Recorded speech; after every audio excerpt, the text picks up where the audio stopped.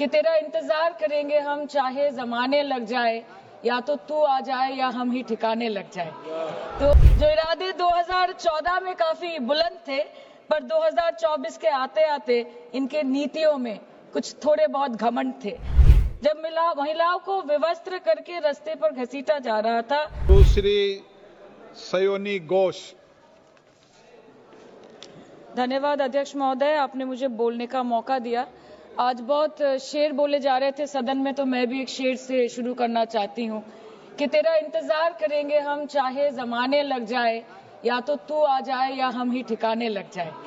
तो सर, ये शेर मुझे अच्छे दिन की याद दिलाता है, वो दिन के जिसका वादा था, इस सरकार के नेकी का जो इरादा था। जो इरादे 2014 में काफी बुलंद थे, पर 2024 के आते आते इनके नीतियों में कुछ थोड़े बहुत घमंड थे। जिस घमंड के चलते पूर्व में नोटबंदी और लॉकडाउन जैसी घटनाएं घटी और जिसके वजह से 700 से ऊपर किसानों की मौत हुई, और जिसके चलते मणिपुर पर प्रेसिडेंट्स रूल तो लागू किया गया, लेकिन बस यही बोलना था कि 22 महीने लग गए और कई लोगों की जानें चली गई।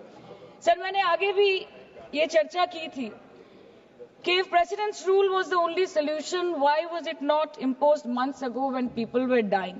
जब हजारों की तादाद में लोग बेघर हो रहे थे, चारों तरफ आग जल रही थी, जब महिलाओं को विवस्त्र करके रास्ते पर घसीटा जा रहा था, जब सिर्फ भारत नहीं बल्कि पूरे विश्व मणिपुर की चर्चा और निंदा दोनों कर रही थी, तब आप कहां थे?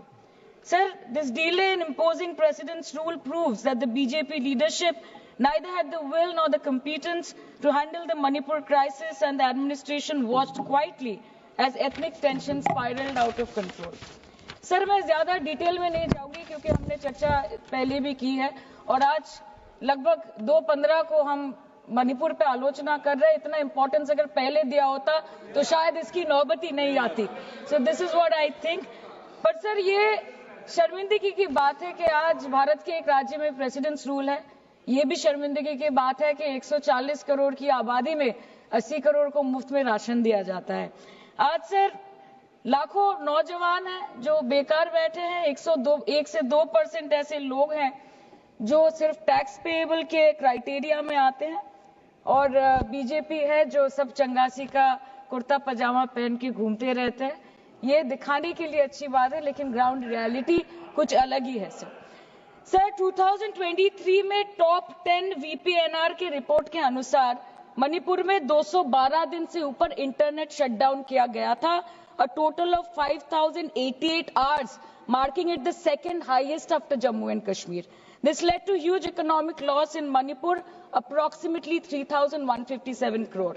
The economic blockade in Manipur affecting the two main national highway lasted for 66 days, with rough estimates of loss of around 250 crore per day, which is a whopping rupees 17,000 crores in over 2 months. Over 67,000 people were forced to leave their homes and cramped up in only 360 relief camps. Nearly 12,000 people fled to Mizoram. Approximately 7,000 people sought refuge in Nagaland, Assam and Meghalaya. Over 1,700 people taken refuge in Kachhar district as of June 2024. और ये सब तो sir registered official figures है, न जाने unregistered official और कितने बेघर लोग होंगे जो दूसरों के घर में रह रहे हैं, शायद दूसरे राज्य में रह रहे हैं, दूसरे देशों में रह रहे हैं। ये इसीलिए हुआ है सर क्योंकि मणिपुर की सरकार, डबल इंजन सरकार ने, उनकी मंशा ये नहीं थी कि वहां के लोगों को शुरू से प्रोटेक्शन दिया जाए, कि उनको शुरू से रिलीफ दिया जाए। अगर वही होता तो 22 महीनों से इन्होंने मणिपुर को जलने ना दिया होता। सर, मैं 2 मिनट में खत्म करूंगी। You want to move the resolution, of course we have to be with that. लेकिन 1 अप्रैल 2025, मतलब एक दिन पहले से, मिनिस्ट्री ऑफ होम अफेयर्स ने armed forces special powers act को 6 महीनों का एक्सटेंशन देके मणिपुर, अरुणाचल प्रदेश और नागालैंड में इफेक्टिव कर दिया है। इससे समझ आता है that law and order in Manipur has seriously deteriorated. आज भी बीरेन्द्र सिंह जी बीजेपी वाले बोल रहे थे कि 1960 से हजारों रिफ्यूजीज मणिपुर में घुस के बैठे हैं। 2001 का सेंसस रिव्यू करना है और डिलिमिटेशन से पहले एनआरसी लाना है। मतलब आपको कुछ सुधारना नहीं है, आपको बस और बिगाड़ना है। जिस तरह असम में एनआरसी के नाम पे इस सरकार ने 1500 करोड़ से ऊपर फूंक दी और करीबन 19 लाख लोगों को अस्तित्व संकट में डाल दिया। अब वही हरकत दोबारा दोहराना चाहते हैं मणिपुर के लोगों के साथ। अध्यक्ष महोदय, मैं अंत में बस इतना कहना चाहती हूँ मणिपुर के भाई और बहनों की तरफ से कि जिंदगी यूं भी गुजारी जा रही है जैसे कोई जंग हारी जा रही है। जिस जगह पहले के जख्मों के निशान हैं, फिर वहीं पर चोट मारी जा रही है, फिर वहीं पर चोट मारी जा रही है। इसलिए आपके माध्यम से इस सरकार से मेरी यही अपेक्षा रहेगी कि मणिपुर के हालात में सुधार लाए, वातावरण में संतुलन लाए, पहले अपने देश के लोगों को मित्र बनाए, फिर जाके विश्व बंधु कहलाए जाए।